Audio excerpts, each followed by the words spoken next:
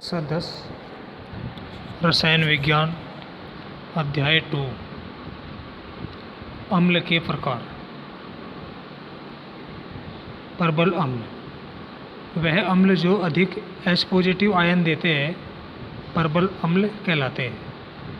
जैसे HCl है, HNO3 है, H2SO4 है आदि।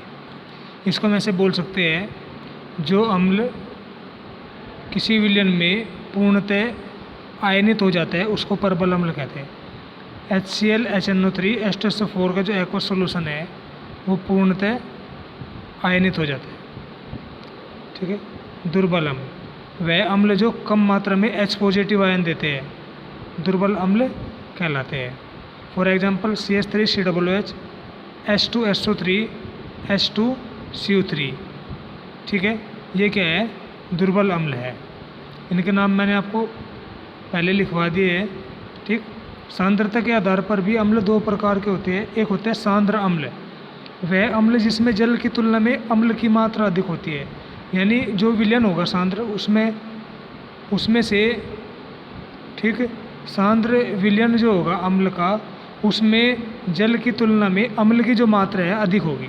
जैसे 100% विलयन हो गया तो उसमें क्या होगा, जल की तुलना में अम्ल की मात्रा जो है 50% से ज़्यादा होगी तो वो सांद्र अम्ल होगा। ऐसे ही तनु अम्ल क्या होता है? वह अम्ल जिसमें अम्ल की तुलना में जल की मात्रा अधिक होती है उसको तनु अम्ल कहते हैं। क्या बोलते हैं? तनु अम्ल। नेक्स्ट है अक्षारक, बेस जिसको हम बोलते हैं। अब हम बेस पर डिस्कस करते हैं। ठीक है, ये क्या होता है? वे पदार्थ जो जलीय विलयन में हाइड्रोक्सिल आयन देते हैं। जो जलीय विलयन में क्या करते हैं? हाइड्रोक्सिल आयन देते हैं उनको क्या बोलते हैं? बेस या क्या बोलते हैं?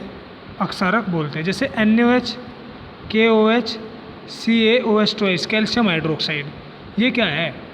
जलीय विलयन में, यानी इनका जो एक्वस सॉल्यूशन है, जैसे NaOH का एक्वस सॉल्यूशन है ये Na positive plus OH negative में टूट गया। ठीक है, तो ये क्या है? OH नेगेटिव दे रहा है। ऐसे ही KOH क्या है? OH नेगेटिव, यानी हाइड्रोक्सिल आयन देता है। नेक्स्ट पॉइंट है अक्षार। ठीक, एक होता है अक्षारक और दूसरा पॉइंट ये है अक्षार। क्या होता है? वे अक्षारक जो जल में विलय होते हैं, यानी जो जल में विलय होने वाले अक्षारक हैं उनको हम क्या बोलते हैं? एल्कली या अक्षार बोलते हैं। जैसे Na2 सोडियम ऑक्साइड या NaOH, KOH, ये क्या है? जल में घुल जाते हैं। अक्षारक और अक्षार में क्या अंतर है? सभी जो अक्षार है वे अक्षारक होते हैं परंतु सभी अक्षारक अक्षार नहीं होते। इसको ध्यान से समझना है। सभी अक्षार यानी अक्षार तो जो है अक्षारक से ही तो बने, परंतु सभी अक्षारक क्या है? अक्षार नहीं हो सकते, क्योंकि सभी अक्षारक जो है जल में विलय नहीं हो सकते हैं। जल में विलय अक्षारकों के उदाहरण है सोडियम ऑक्साइड है, NaOH है, KOH है, NH4 है जिसको अमोनियम हाइड्रोक्साइड बोलते हैं, CaO कैल्शियम ऑक्साइड भी हम इसको बोलते हैं। ठीक।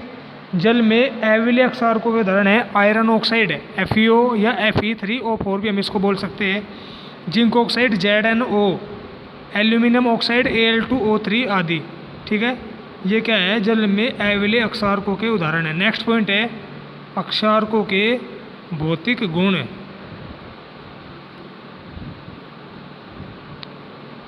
तो पहला पॉइंट है इनका स्वाद तीखा और जलन उत्पन्न करने वाला होता है। ये स्वाद में तीखे और जलन उत्पन्न करने वाले होते हैं। इनको चक्कर नहीं देखना चाहिए वरना ये जीभ को जला सकते हैं, नष्ट। ठीक है।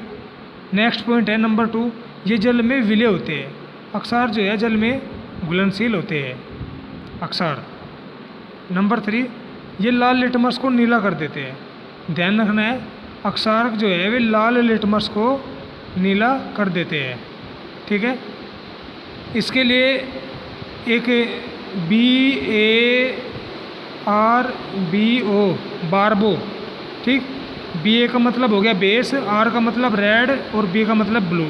ठीक है, यानी लाल को नीला, ठीक है, रेड को ब्लू कर देते हैं, लाल लिटमस को नीला कर देते हैं बेस। ये ध्यान रखने की ट्रिक भी है इसकी। ये लकड़ी, कागज़, कपड़ा, त्वचा आदि को नष्ट करने की प्रवृत्ति रखते हैं। ठीक है, तो इन सब चीज़ों से इनको बचाना चाहिए। नेक्स्ट पॉइंट है अक्षारकों के यानी क्षारों के रासायनिक गुण।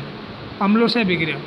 अक्षार अम्लों से अभिक्रिया करके लवण और जल बनाते हैं। इस अभिक्रिया को उदासीनीकरण अभिक्रिया बोलते हैं। जैसे NaOH है, HCl है, ये अक्षार हो गया, ये अम्ल होगा, आपस में क्रिया की तो क्या बना NaCl और H2O जल, ये लवण है NaCl। धातुओं के साथ अभिक्रिया, अक्षार कुछ धातु जैसे जिंक के साथ अभिक्रिया करके हाइड्रोजन गैस उत्पन्न करते हैं।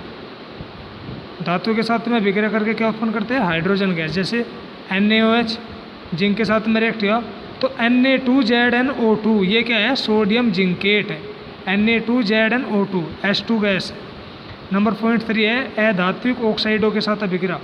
अधातु जो है अधातु ऑक्साइड अक्षार से क्रिया करके लवण और जल बनाते हैं। जैसे अधातु ऑक्साइड क्या है, कार्बन डाइऑक्साइड अधातु ऑक्साइड है। NaOH क्या है, सोडियम हाइड्रोक्साइड, ये क्या है, अक्षार है। तो Na2CO3 बना, सोडियम कार्बोनेट जिसको बोलते हैं, और जल बना। ऐसे यदि हम CaOH ले ले और सी कार्बन डाइऑक्साइड के साथ क्रिया करें तो कैल्शियम कार्बोनेट बनता है और जल बनता है। ठीक है, नेक्स्ट पॉइंट क्या है हमारा, किसी अक्षार या अक्षारक की अम्लता। किसी अक्षार की अम्लता उसके एक अणु में उपस्थित विस्थापनीय हाइड्रोक्सिल आयनों की संख्या होती है। ठीक है, यानी किसी अक्षार में जो अलग होने वाले, पृथक होने वाले OH नेगेटिव आयन होते हैं, उनकी संख्या को क्या बोलते हैं, अम्लता बोलते हैं। जैसे KOH NaOH, इनमें से एक OH नेगेटिव आयन अलग हो सकता है, इसलिए इनकी अम्लता क्या है, 1 है। CH2 में 2 हाइड्रोक्सिल आयन है, इसलिए इसकी अम्लता 2 है। AlOH में 3, इसकी अम्लता 3 होगी। अक्षारों के उपयोग, सोडियम हाइड्रोक्साइड का उपयोग साबुन तथा कागज उद्योगों में किया जाता है। साबुन बनाने में, कागज उद्योगों में इसका उपयोग किया जाता है।